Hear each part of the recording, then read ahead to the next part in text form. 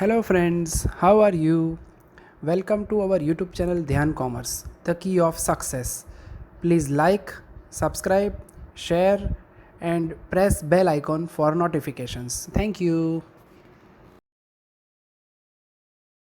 जय माताजी all dear students, welcome to online lecture of Dhyan commerce group tuition.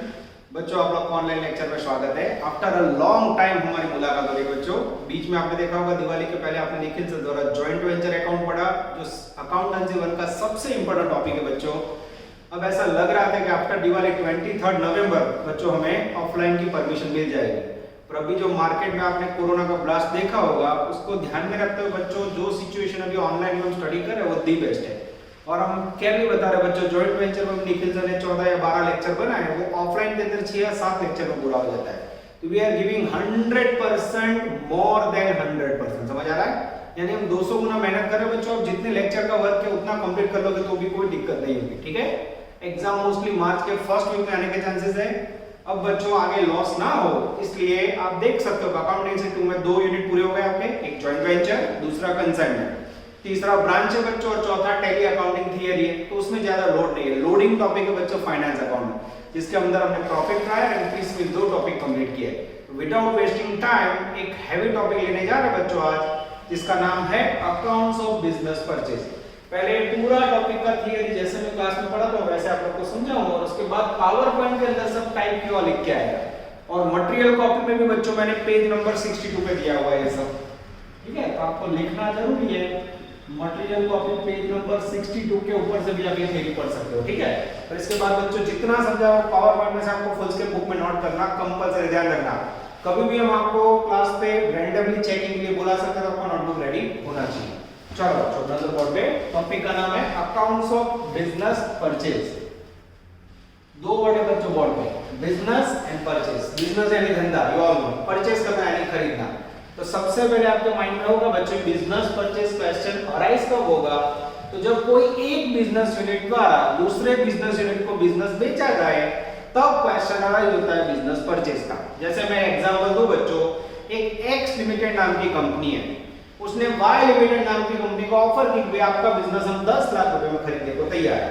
तो Y company loss में चल रही है, उसने एक्स लिमिटेड को बिजनेस बेचा, तो इसे कहा जाता है अकाउंट्स ऑफ बिजनेस परचेज। तो सबसे पहले ये हेडिंग है बच्चों, उसको गुजराती में बोला जाता है धंधानी खरीदीना हिसाबो। तो क्वेश्चन कब अराइज होता है, तो जब एक पार्टी दूसरी पार्टी का बिजनेस खरीदती है, और खरीदने वाली पार्टी होती है बच्चों, उसे बोला जाता है परचेजर। क्या बोला जाता है? परचेजर। और जो बेचने वाला होता है उसे बोला जाता है वेंडर या फिर सेलर। खरीदना और बेचना।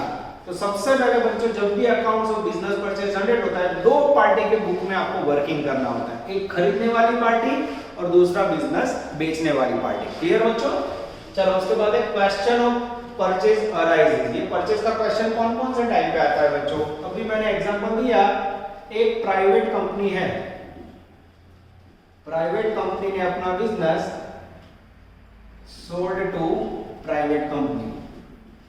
एक प्राइवेट कंपनी दूसरी प्राइवेट कंपनी को बिजनेस बेचे।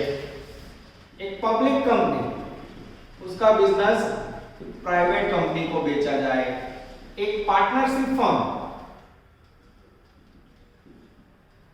बिजनेस सोल्ड करे कंपनी को। तो ये डिफरेंट सिचुएशन पे बच्चों जनरेट होता है बिजनेस परचेज का क्वेश्चन। अब ये जो बच्चों प्राइवेट कंपनी को बिजनेस बेचे, पब्लिक कंपनी प्राइवेट कंपनी को बेचे, ये जो पूरा पोर्शन है बच्चों आपको टीवाईबी को में पढ़ना है, जिसे नाम दिया जाता है मर्जर। क्या बोला जाता है इसे? मर्जर, या अकाउंटेंसी की भाषा में अमालगमेशन भी बोला जाता है। अब ये पार्ट बच्चों बहुत डीप में, और उसके लिए आपके पास बहुत ज्यादा अकाउंटिंग का नॉलेज होना चाहिए। तो ये जो कंपनी का पोर्शन है, एक कंपनी द्वारा दूसरी कंपनी खरीदी जाए या बेची जाए, मर्जर अमालगमेट किया जाए। जैसे आपने अभी देखा हो बच्चों, वोडाफोन और आइडिया दोनों मर्ज हो गए, और आप नया नाम देख सकते हो वीआई करके आ रहा है। तो ये मर्जर है बच्चों, बहुत ही डीप नॉलेज उसके लिए चाहिए, तो ये टीवाईबी को में डाला हुआ। पर जब बच्चों कोई पार्टनरशिप फर्म अपना बिजनेस चला रही हो, अचानक वो लॉस में चल रही है और वो एक कंपनी है उसको ऑफर दे रही है, और पार्टनरशिप अपना बिजनेस कोई कंपनी को बेच दे, या कई बार पार्टनरशिप फर्म खुद अपने बिजनेस को डेवलप करना चाहे और कंपनी में कन्वर्ट करे, वो टाइम पे क्वेश्चन अराइज होता है बच्चों बिजनेस परचेज का। તમારા સિલેબસમાં पार्टनरशिप फर्म का कन्वर्जन कंपनी में होता है या कोई पार्टनरशिप फर्म का बिजनेस कंपनी खरीद देती है, वो टाइम पे आपको क्वेश्चन अराइज करना है बिजनेस परचेज का। तो आपके सिलेबस में बच्चों वेंडर कौन होगा, तो वेंडर होगा बेचने वाली होगी फर्म, और परचेजर कौन होगा, तो एफआईबीकॉम में बच्चों परचेजर होगी कंपनी।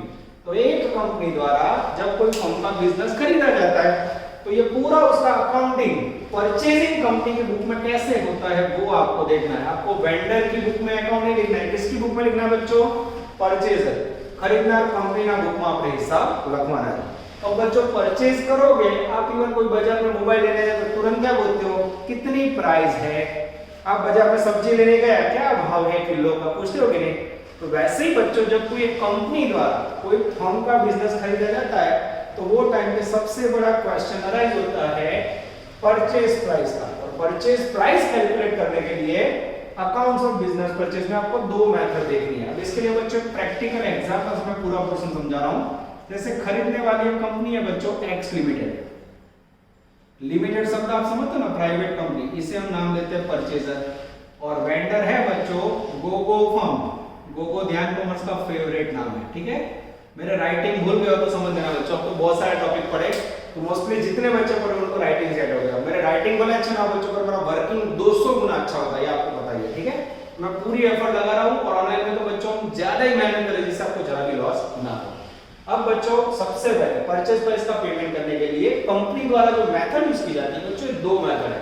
पूरे सिलेबस में टॉपिक के अंदर अगर आपको मेथड का नाम नहीं पता होगा तो ये टॉपिक आपके लिए जीरो वैल्यू दिखाएगा, ठीक है। तो ये दोनों मेथड में एग्जांपल से समझा रहा हूं, ध्यान से देखना बच्चों। सबसे पहली मेथड है consideration method. When in example purchasing company give for the payment of business in the form of equity share, in the form of debenture, in the form of cash, clearly indicate in example, then it is known as consideration method.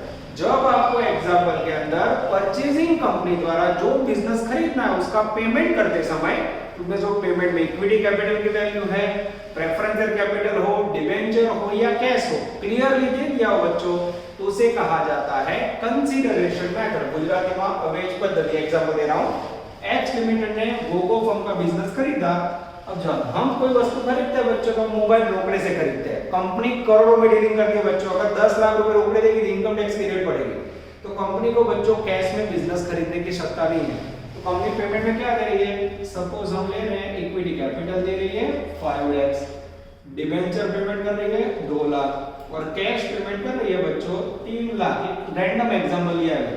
तो यहां purchase price कितनी हुई, 10 लाख रुपए के अंदर Gogo firm का business company खरीद रही है। तो यहाँ जो भी कंपनी खरीदने वाली है उसका पेमेंट का जो कंसीडरेशन है बच्चों क्लियर दिया हुआ है, कोई प्रॉब्लम है तो शॉर्ट में याद रखना हो, जब एग्जांपल में कोई प्रॉब्लम ना हो, क्लियर पेमेंट दिया हो बच्चों, तो उसे बोला जाता है कंसीडरेशन मेथड, अवेज पद्धति। सिंपल लाइन में बोला तो there is no problem equal to consideration and lots of problem equal to net assets method.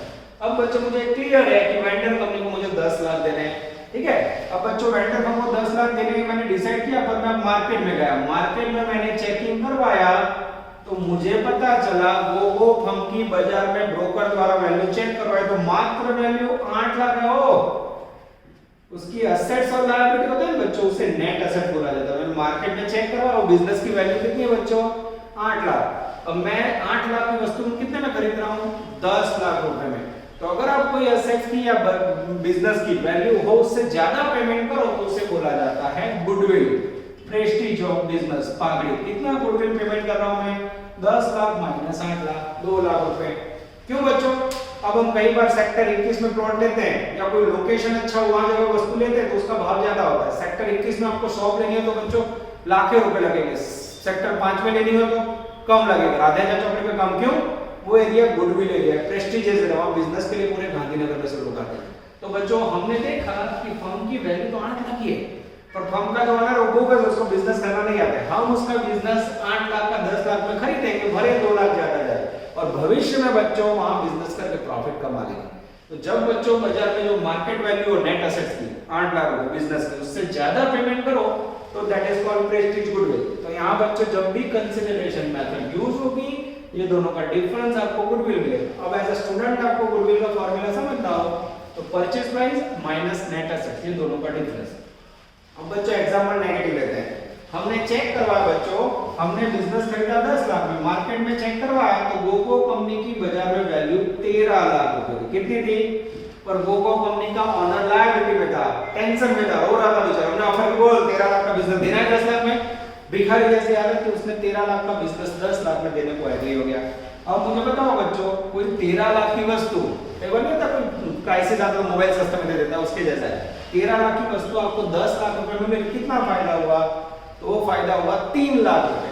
तो अगर बच्चों आपका परचेज प्राइस नेट एसेट से कम होता है तो उसे फायदा बोलते हैं, वो फायदा ट्रांसफर किया जाता है कैपिटल रिजर्व में, and that is called capital profit. Capital reserve equal to net assets minus purchase price. 13 lakh में से 10 लाख लेस करोगे बच्चों तो हमें फायदा होगा 3 लाख। इसका मीनिंग ये हुआ बच्चों, जब भी एग्जांपल के अंदर आप नेट एसेट्स मेथड यूज करोगे आपको मिलेगा, सॉरी कंसीडरेशन मेथड यूज करोगे बच्चों तो कई बार मिलेगा गुडविल। परचेज प्राइस ज्यादा हो तो मिलेगा गुडविल, परचेज प्राइस कम हो तो मिलेगा कैपिटल रिजर्व। जरा भी टेंशन नहीं है बच्चों, हर एक सम के अंदर ये कॉन्सेप्ट समझाने वाला हूं। तो अगर आप स्टार्टिंग में ये समझ लेते हो बच्चों तो एग्जांपल के अंदर आपका काम इजी हो जाएगा। तो प्रैक्टिकल एग्जांपल भी आपको याद रखना है। इसे क्या बोलोगे बच्चों?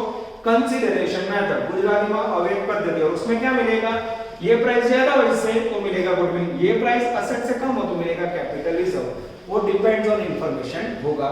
अब बच्चों मैं आपको समझाने जा रहा हूं second method, net assets method. बराबर ध्यान देना बच्चों। चलिए यही एग्जांपल लेते हैं।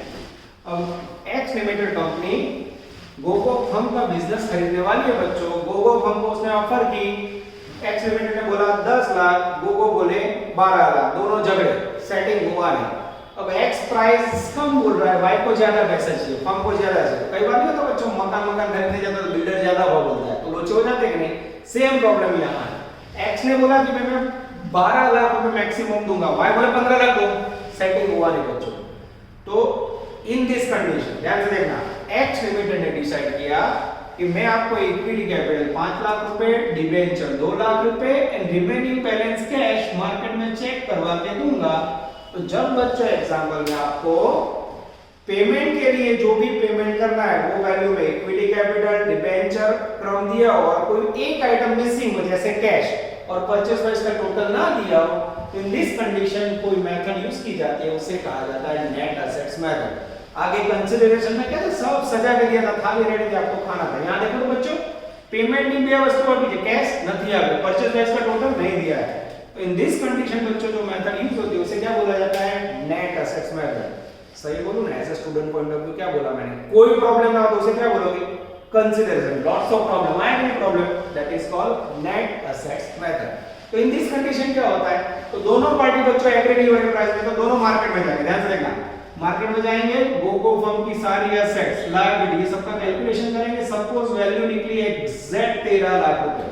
तो जब नेट एसेट्स की वैल्यू 13 लाख थर्ड पार्टी बता रही है तो अब एक्स लिमिटेड और फर्म दोनों एग्री होंगे, ना 15 लाख ना 12 लाख, एग्जैक्ट 13 लाख। ये जो नेट एसेट्स है यही परचेज प्राइस होगी, वो यहां लिखी जाएगी बच्चों। और फिर डिफरेंस के अंदर कैश ढूंढी जाएगी। 13 में से 5 और 2 7 गए, 6 लाख रुपया कंपनी रोकड़ा देगी। तो इस प्रकार से बच्चों एग्जांपल में प्रॉब्लम हो, आपको क्लियर कंसीडरेशन ना दिया हो, पेमेंट ना आपको, तो that is called net assets method. तो सबसे पहले आपको क्या करना होगा बच्चों? अकाउंट्स ऑफ बिजनेस परचेज में परचेजर कंपनी होगी, उसका नाम ढूंढना होगा, फर्म होगी वेंडर। फिर आपको डिसाइड करना होगा कि कंसीडरेशन मेथड है कि नेट एसेट्स मेथड। वो मैं आपको प्रैक्टिस से मदद करूंगा बच्चों। सबसे इंपॉर्टेंट इसके ऊपर ही पूरा टॉपिक है, और जिसने प्रैक्टिकल एग्जाम समझ लिया बच्चों उसको टॉपिक के अंदर बहुत मजा आएगा। उसके बाद क्या करना है बच्चों? अब बिजनेस का आपने परचेज करना डिसाइड कर लिया, फिर क्या करना है? Accounting entry in the books of purchasing company. आप जो वेंडर फॉर्म है उसकी जो भी एसेट रहा होगा बिजनेस में, stock, debtor, furniture, land, building, जो लायबिलिटी एक्सेप्ट करोगे, क्रेडिटर, बीओडी, प्रोविडेंट फंड, तो वो सारा आपको अकाउंटिंग एंट्री में ट्रांसफर करना है। आप जो परचेज प्राइस पेमेंट करोगे, एग्रीमेंट करोगे, उसका अकाउंटिंग एंट्री करना है। और एंट्री करने के बाद balance sheet in the books of purchaser, purchaser की बुक में बैलेंस शीट तैयार करना है, जो आपने 12 कॉमर्स में सीखा है एज पर 2013 कंपनी एक्ट। 2013 ना कंपनी धारा प्रमाणे आपको बैलेंस शीट बनाओ। यानी ये टॉपिक बच्चों ध्यान से देखा जाओ तो दो पार्टी के बीच में परचेजर कंपनी, वेंडर फर्म। आपको किसकी बुक में अकाउंट लिखना है? We are working for purchaser. 3 टुकड़े होंगे टॉपिक। सबसे पहले calculation of purchase price, 2 number में अकाउंटिंग एंट्री, 3 नंबर में balance sheet. Calculation of purchase price, entry, balance sheet. Calculation of purchase price, entry, balance sheet. और ये तीनों काम बच्चों एकदम आराम से कर पाओगे, जिसके लिए आपका कॉन्फिडेंस। पूरा टॉपिक कंपलसरी है। बिजनेस परचेज का ऑप्शन में बिजनेस परचेज ही आता है। टोटल 18 मार्क का यूनिट है बच्चों। आप किस प्रकार से इसमें मेहनत करते हो देखते हैं। अब ये जो मैंने आपको समझाया बच्चों, उसके बाद क्लास में होता तो मैं क्या करता, मैं बुक लेता, बोलता और आप लोग लिखते। और अनलकीली बच्चों ऑनलाइन है तो मैं बोलूं और आप लिख नहीं पाओगे, ठीक है। तो बच्चों सेम सिस्टम से मैंने समझा। इसके बाद जो समझा आपको पावर पॉइंट के अंदर नेक्स्ट 2 सेकंड के बाद या 3 सेकंड के बाद आपको पूरा लिखा हुआ मिलेगा, तो आपको राइट डाउन कर देना। और उसके बाद हम देंगे बच्चों फर्स्ट एग्जांपल, जिसके अंदर मेरा क्राइटेरिया होगा बच्चों आज सिखाना accounting entry and purchase price, जिसमें नेट एसेट मेथड या कंसीडरेशन मेथड आपको डिसाइड करनी है। जय माताजी all dear students, welcome to online lecture of Dhyan commerce group tuition. FA BCom semester 1 के अंदर बच्चों आज हम फाइनेंस अकाउंटिंग 1 सब्जेक्ट के अंदर नया टॉपिक स्टार्ट करने जा रहे हैं, अकाउंट्स ऑफ बिजनेस परचेज, धंधानी खरीदीना हिसाबो। Accounts of business purchase topic के अंदर बच्चों सबसे पहले बिजनेस परचेज करने का कॉन्सेप्ट कब जनरेट होता है वो समझने के लिए हम समझेंगे बच्चों introduction part of accounts of business purchase. Now in paragraph, when a company purchase a business of another company it is called acquisition of business. जब कोई एक कंपनी द्वारा दूसरी कंपनी का बिजनेस खरीदा जाता है बच्चों तो उसे एक्विजिशन बिजनेस परचेज बोला जाता है। Under acquisition of business there are 2 parties. जब कोई बिजनेस खरीदा जाता है, एक्विजिशन का मीनिंग बच्चों परचेज करना होता है, तो उसके अंदर 2 पार्टीज जनरेट होती है। सबसे पहले purchasing company, second vendor company, बेचने वाली कंपनी या firm. Now in paragraph, when business of an individuals or partnership is developed extensively and if its form changed incorporating a company or if a company whether new one or an existing one takes over a running business of an individual or of a partnership firm or a company, then the problem of an account of business purchase arises। अब ये पूरा paragraph क्या कहता है बच्चों समझ लो। जब कोई पार्टनरशिप वाले बिजनेस द्वारा या कोई कंपनी द्वारा दूसरी कंपनी को खरीदा जाए या पार्टनरशिप फर्म का बिजनेस कंपनी द्वारा खरीदा जाए, तो ऐसी कंडीशन में बच्चों जब एक बिजनेस का डेवलपमेंट कंपनी में होता है या एक बिजनेस यूनिट दूसरे बिजनेस को परचेज करता है, तब accounts of business purchase arise होता है। एफ.वाई. बीकॉम में हमारे सिलेबस में बच्चों कोई कंपनी द्वारा जब पार्टनरशिप फर्म का बिजनेस खरीदा जाता है, ये portion accounts of business purchase में हमें स्टडी करना है। कंपनी स्टडी हमें टी.वाई. बीकॉम में करना है। यहाँ कंपनी का बिजनेस परचेज होगा, कनेक्शन होगा पार्टनरशिप फर्म के साथ। अब बच्चों अकाउंट्स ऑफ बिजनेस परचेज में आगे जाते हैं। Question of business purchase arises. Question कौन कौन सी पोजीशन में बच्चों क्रिएट होता है? सबसे पहले 1 नंबर, अ पार्टनरशिप फर्म में be converting into joint stock company. जब कोई partnership firm joint stock company में कन्वर्ट हो जाए for development. Second, private company converted into public company. कोई प्राइवेट कंपनी हो बच्चों, पब्लिक कंपनी में कन्वर्ट हो। Third, an existing company takes over the business of another company. जब कोई रनिंग कंपनी बच्चों दूसरी कंपनी का बिजनेस टेक ओवर करे और अवॉइड कंपटीशन। जैसे कॉलगेट कंपनी टूथपेस्ट बना रही है बच्चों और पेप्सोडेंट कंपनी भी बना रही है, अब दोनों कंपनी मर्ज हो जाए तो जिससे कंपटीशन कम होगी, तो in this condition business purchase करने का क्वेश्चन अराइज होगा। अब बच्चों जब भी बिजनेस खरीदते हैं तो सबसे बड़ा क्वेश्चन होता है परचेज प्राइस का, उसे कहा जाता है purchase consideration. Now in paragraph, purchaser company has to pay the price of business to the vendor of the business which is known as purchase consideration। Purchasing company द्वारा business खरीदते समय vendor firm को जो payment किया जाता है बच्चों, उसे परचेज कंसिडरेशन कहा जाता है। परचेज प्राइस का पेमेंट करने के लिए बच्चों कंसिडरेशन देने के लिए हमें 2 मेथड स्टडी करनी है। There are 2 methods.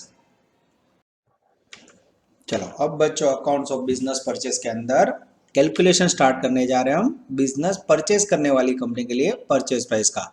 Now we are taking calculation of purchase price. Now in paragraph purchase price क्या होता है बच्चों? Purchase consideration is the price at which the business of the vendor company are taken over by the purchasing company.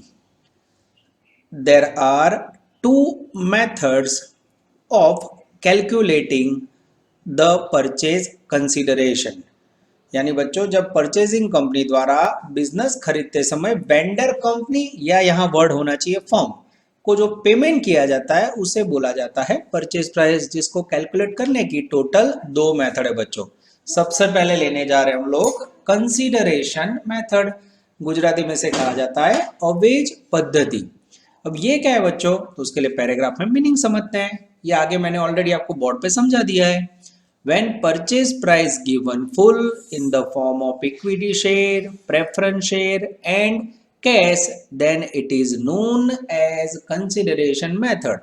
जब बच्चों आपको purchase price का जो payment करना है उसमें इक्विटी शेयर, प्रेफरेंसेस और कैश क्लियर दिया और कोई प्रॉब्लम ना हो तो उसे कहा जाता है कंसिडरेशन मेथड। पैराग्राफ में when consideration method is applied for find out purchase price, then net assets find out as per net assets method। तब बच्चों आपको कंसिडरेशन मेथड में नेट असेट्स भी फाइंड करनी है। आफ्टर दिस गुडविल और capital reserve should be find out, और जिसके आधार पर बच्चों आपको गुडविल और कैपिटल रिजर्व फाइंड आउट करना है। नीचे बच्चों गुडविल का फॉर्मूला है जो आपको एग्जांपल में यूज करना है, goodwill equal to purchase price minus net assets. और बच्चों कैपिटल रिजर्व का फॉर्मूला रिवर्स है, capital reserve equal to net assets minus purchase price. ये पूरा जो थियरी बच्चों लिख के दिखाया मैंने आपको बोर्ड के ऊपर, आगे स्लाइड में आप देख सकते हो मैंने प्रैक्टिकली आपको पूरा समझा दिया एग्जाम्पल से, और आपको बच्चों थियरी में लिख के तैयार रखना है। Now we are taking second method of purchase price, that is called net assets method। तो जब बच्चों आपको परचेज प्राइस अधूरी दी हो, in this condition net assets method से आपको परचेज प्राइस फाइंड करनी है, जिसके अंदर सबसे पहले आपको लेना है गुडविल नया वाला, total assets taken over by new company, जिसमें से आपको लायबिलिटी लेस करनी है taken over by new company. Goodwill total assets minus liability करोगे बच्चों तो आपको मिलेगा नेट असेट्स, जिसे कहा जाएगा परचेज प्राइस। यानी नेट असेट्स मेथड का अगर स्लोगन आपको याद रखना हो जो मैंने आगे बोर्ड पे समझाया तो ऐसे याद रख सकते हो, टोटल असेट्स माइनस लायबिलिटी। पर ये 3 वैल्यू लिखते समय बच्चों गुडविल, असेट्स और लायबिलिटी में क्या ध्यान रखना है, कौन कौन सी असेट्स नहीं लेनी है, क्या लेना है, तो उसके लिए बच्चों वर्किंग नोट के अंदर में एक एक पॉइंट आपको एक्सप्लेन करने जा रहा हूं। सबसे पहला point, when the value of goodwill is given in the additional information, जब बच्चों आपको गुडविल एडिशनल इंफॉर्मेशन में दिया हो और कंसिडरेशन गिवन हाफ या परचेज प्राइस अधूरी दी हो, at that time purchase price find out as per net assets method. तो जब बच्चों आपको नया गुडविल दे दिया हो एडजस्टमेंट में, या परचेज प्राइस अधूरा दिया हो, कैश, बैंक या इक्विटी कुछ भी मिसिंग हो, तो उसे कहा जाता है नेट असेट्स मेथड। चलो अब बच्चों नेट असेट्स मेथड काउंटिंग करते समय और कौन कौन से एडजस्टमेंट देखने हैं, तो उसके बाद बच्चों सेकंड एरो में पॉइंट आ रहा है। In this method, fictitious assets like preliminary expenses, P&L account, debit balance यानी loss, underwriting commission, debenture discount should not considered। अब जब बच्चों फिक्टिटिव एसेट्स आती है तो उसके अंदर preliminary expense, underwriting commission, debenture discount, उसके सिवा एडवर्टाइजमेंट, सस्पेंस, ये सब बच्चों लॉन्ग टर्म एक्सपेंडिचर है। तो आपको याद रखना है कि असेट्स गिनते समय ये जो लिस्ट है आपको कंसीडर नहीं करना है। ये 11-12 में आपने पढ़ा हुआ है बच्चों, पर कई बच्चे भूल गए हो तो ये लिस्ट पढ़ के वो याद रख सकते हैं कि it is not consider in calculation, यानी આપણે ગણતરીમાં લેવાનું નથી। नेक्स्ट पॉइंट बच्चों, in this method only those assets and liabilities should be considered which are taken over by new company. ये नेट एसेट्स मेथड के अंदर आपको बच्चों वही एसेट्स और लायबिलिटी लेनी है जो नई कंपनी ने टेक ओवर किया हो। सपोज आपको एग्जांपल में बोला furniture is not taken over by company, तो हमें फर्नीचर टेक ओवर नहीं करना है बच्चों। उसके बाद है next third important point for net assets method, consider market value of assets and liability which are given in adjustment. If market value not given, then book value should be considered. यानी बच्चों assets और liability लेते समय suppose आपको balance sheet में land का price 1 lakh दिया और एडजस्टमेंट में बोला हो मार्केट वैल्यू 2 लाख, तो आपको मार्केट वैल्यू कंसीडर करनी है। पर अगर आपको बच्चों बैलेंस शीट के अंदर प्राइस दिया और एडजस्टमेंट में कुछ भी ना दिया हो तो book value should be considered. यानी मार्केट वैल्यू ना हो तो बुक वैल्यू या फिर मार्केट वैल्यू आपको लेनी है। ये बच्चों प्रैक्टिकली एग्जाम्पल में ज्यादा समझ आएगा। उसके बाद है बच्चों next working note, provident fund, profit sharing fund, pension fund, workman saving fund, gratuity funds etcetera are liabilities. अब ये बच्चों रिजर्व है कि लायबिलिटी, उसमें कई बच्चों को कंफ्यूजन है, इसलिए मैंने आपको लिख के दे दिया कि ये जो लिस्ट दिया है बच्चों उसे लायबिलिटी में आपको कंसीडर करना है। चलो बच्चों अभी भी नेट एसेट्स मेथड के अंदर अकाउंट्स ऑफ बिजनेस परचेज के अंदर जो भी कैलकुलेशन करना है उसके 2 या 1 इंपॉर्टेंट पॉइंट बाकी है, उससे ले लेते हैं हम। Next important point for net assets, following reserve are not taken as a liability. कई बच्चों को ये समझ ही नहीं आता है कि रिजर्व किसे बोलते हैं और लायबिलिटी। रिजर्व एटला ना मतलब हो तो लिस्ट है बच्चों आप देख लो, उसे आपको लायबिलिटी में नहीं लेना है। जैसे कि general reserve, profit and loss account का credit balance, security premium, capital reserve, workman compensation fund, profit prior in incorporation. और 7 नंबर में बच्चों वर्कमैन एक्सीडेंट फंड। ये जो लिस्ट है इसे कहा जाता है reserve. It is not taken in companies liabilities. ये याद रखना है बच्चों, लायबिलिटी में उससे टेक ओवर नहीं करना है। तो नेट एसेट्स मेथड में बच्चों असेट्स और लायबिलिटी गिनते समय ये जो इंपॉर्टेंट पॉइंट हमने डिस्कस किए, अगर आप में से कोई भूल जाता है तो अपने लिखा हुआ है वो देख के आप लोग वर्किंग कर सकते हो। अब बच्चों हम लेने जा रहे हैं परचेज प्राइस के बाद नेक्स्ट पोर्शन अकाउंटिंग एंट्रीज का।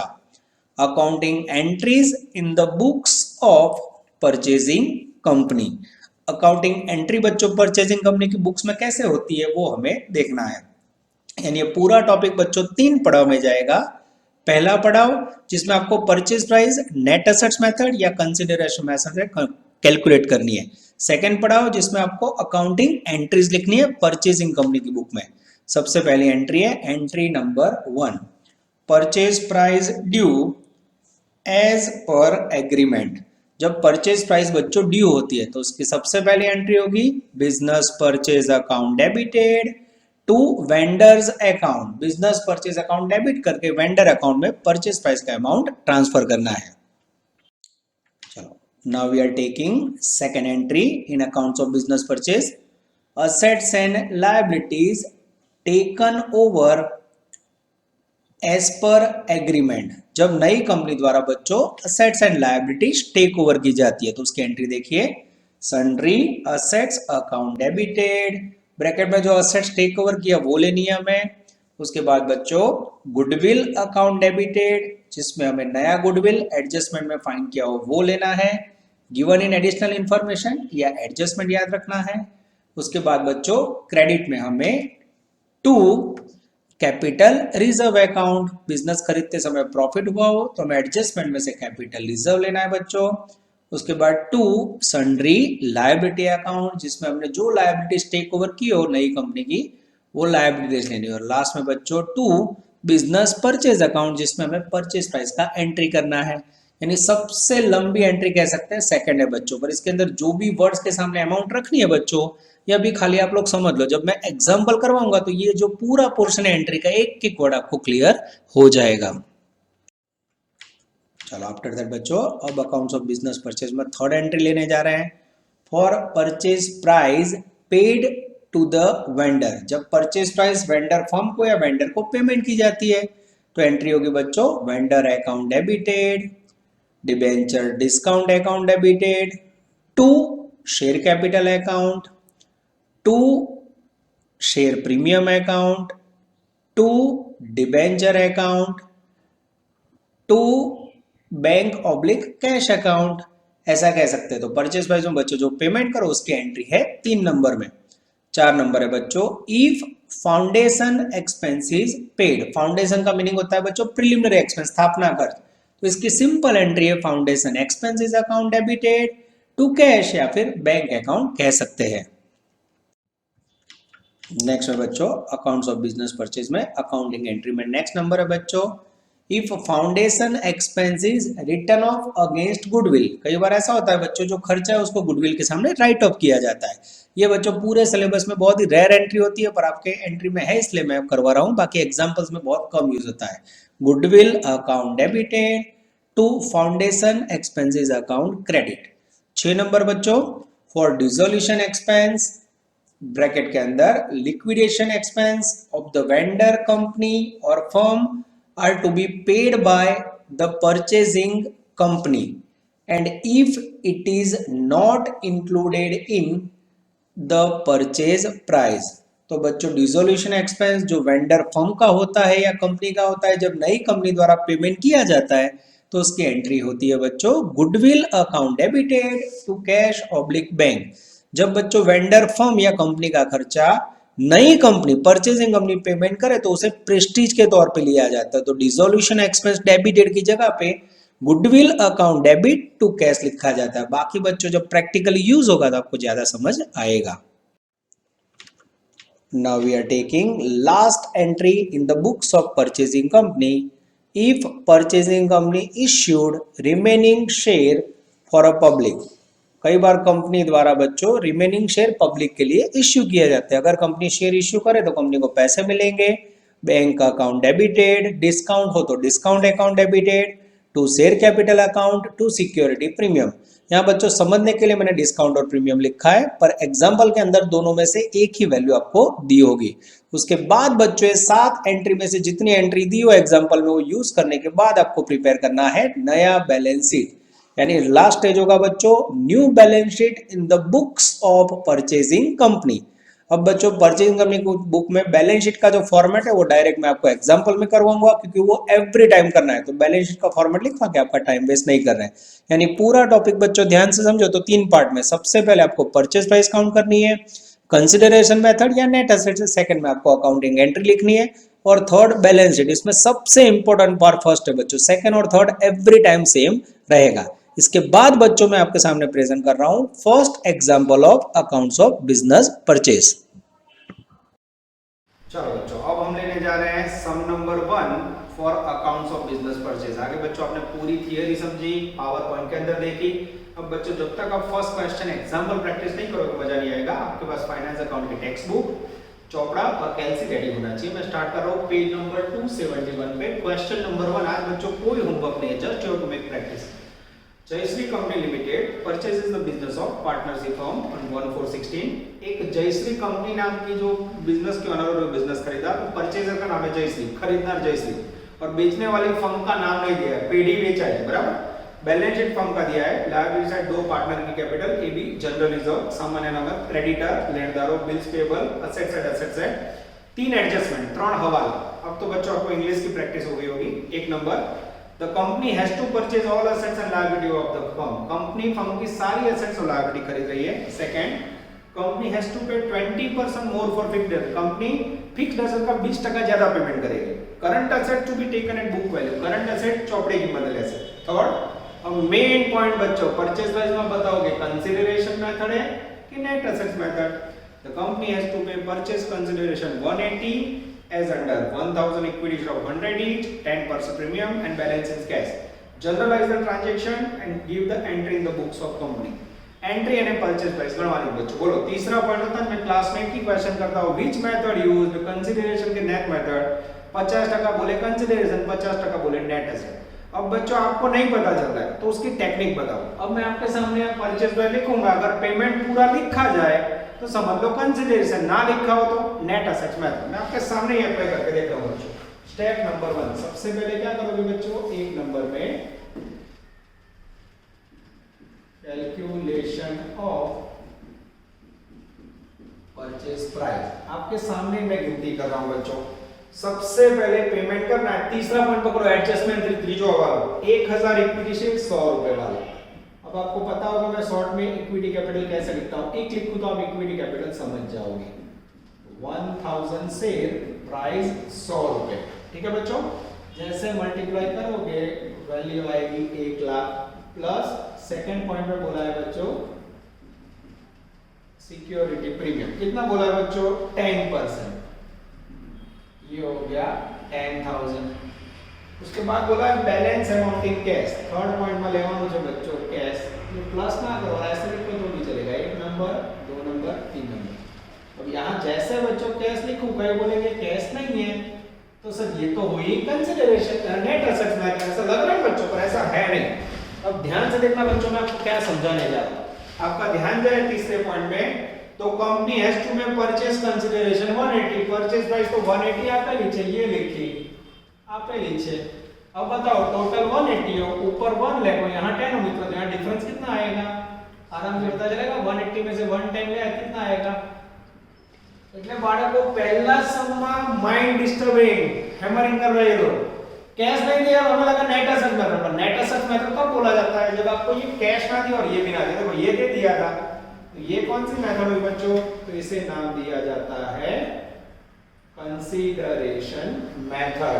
तो जब बच्चों आपको इक्विटी सिक्योरिटी प्रीमियम कैश और एक टोटल दे दिया तो that is called consideration method और एक पद्धति।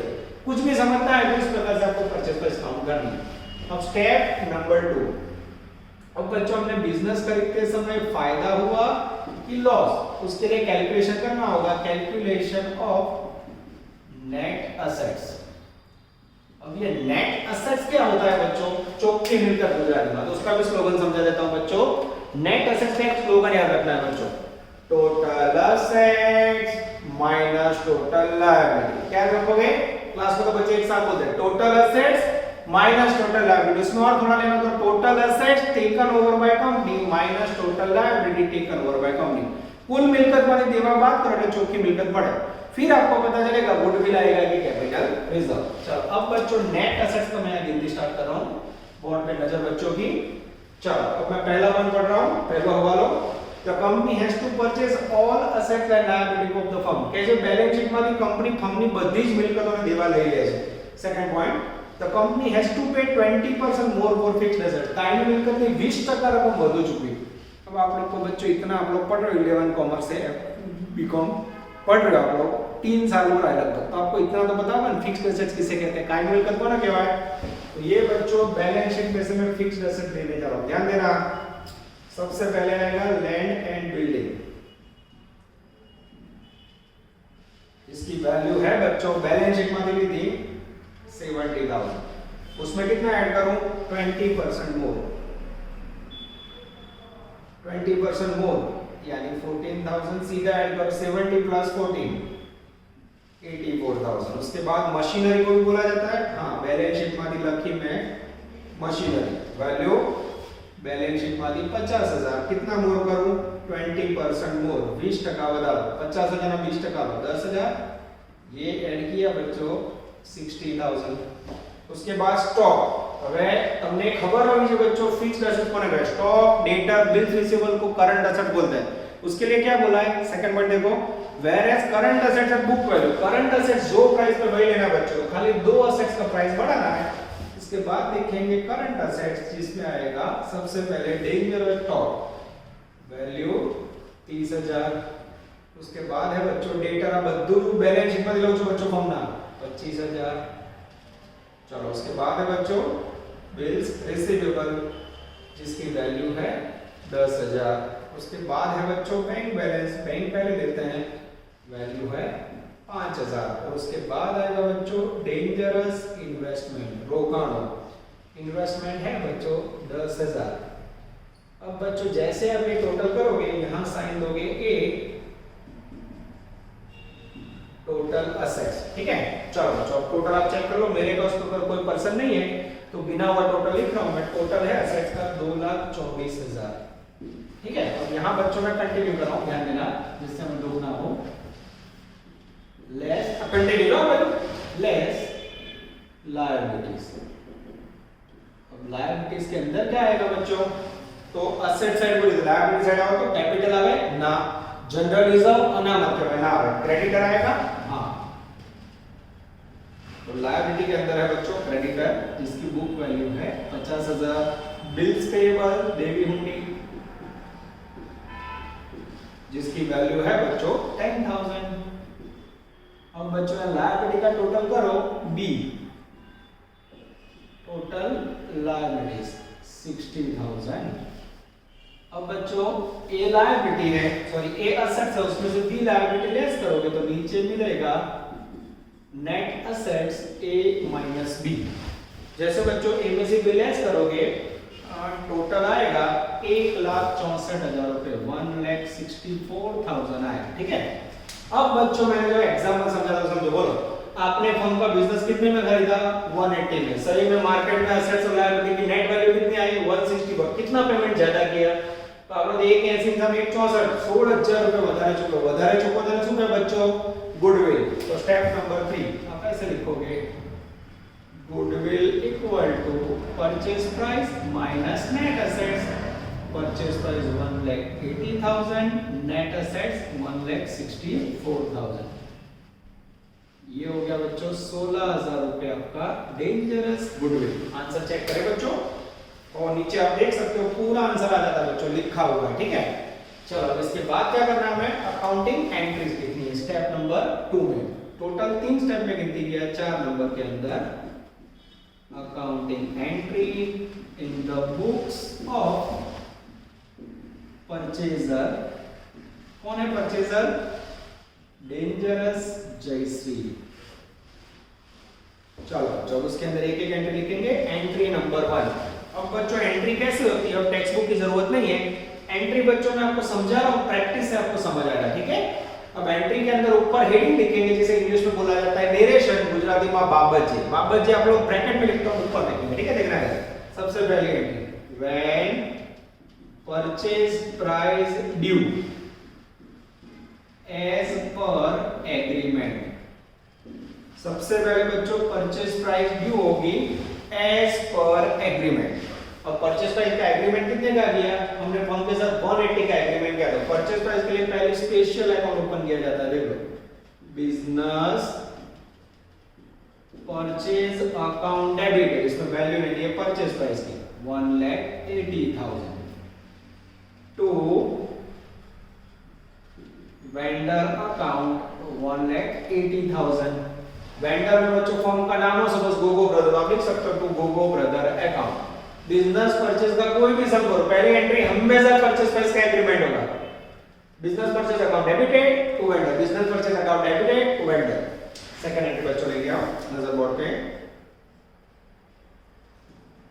When assets and liabilities taken over by company. जब बच्चों company assets and liabilities taken over करे, बच्चों ये रही असेट, देखो अब ये एक एक असेट नहीं लिखी जाती बच्चों, जो असेट्स का टोटल होता है उसे इंग्लिश में बोलते हैं सन्ड्री असेट। શું કહેવાય? પરચુરણ બિલ કરો, સન્ડ્રી અસેટ। लायबिलिटी का टोटल उसे बोला जाता है सन्ड्री लायबिलिटी। एंट्री देखना बच्चों, सन्ड्री असेट्स अकाउंट डेबिटेड, फिर goodwill account debited to sundry liabilities to business purchase account. This is very important. And here हम लोग assets account debit, goodwill debit, to liability to business purchase. अब इसमें बच्चों अगर debit और credit का total equal हो जाए तो एंट्री करें। जो सन्ड्री असेट्स का परचूरन में तो सन्ड्री असेट्स अकाउंट में डेबिट साइड क्या लिखोगे, असेट्स का टोटल ये लिया 2,24,000। अब असेट्स के अंदर गुडविल आपने अलग से लिखी है, गुडविल अकाउंट डेबिटेड 16,000 टू એટલે જમા, સન્ડ્રી લાયબિલિટી અકાઉન્ટ જમા लिखोगे बच्चों 60,000 અને ટू बिजनेस परचेज अकाउंट में हमेशा परचेज प्राइस कितनी थी 180। अब टोटल करो तो बच्चों अगर उधार जमा का टोटल मैच हो जाए तो एंट्री करें। जो 224 प्लस 6 13 40 240, ये दोनों का टोटल भी हो गया 240। ये बच्चों रोज करनी है आपको एंट्री। जैसे कंसाइनमेंट में आपका कॉन्फिडेंस था ना इसमें ऐसा जाए, पर सोचो यहाँ किसी ने गलती की हो तो असेट्स लायबिलिटी परचेज प्राइस खोटी એટલે આખો દાખલો ખોટો સમ ગલત बच्चों समझ देना तो इसका मीनिंग ये हुआ ये पूरा सम ये फर्स्ट टू थर्ड स्टेप के ऊपर फिर एंट्री तो इसका पार्ट है ठीक है अब बच्चों इसके बाद होगी third entry when purchase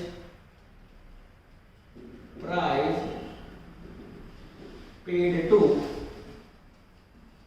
vendor firm जब बच्चों फर्म को परचेज प्राइस का पेमेंट किया जाए बोलो पेमेंट में क्या किया बच्चों हमने 1 2 3 कैपिटल प्रीमियम और कैश आ तो उसकी एंट्री क्या होगी देख लो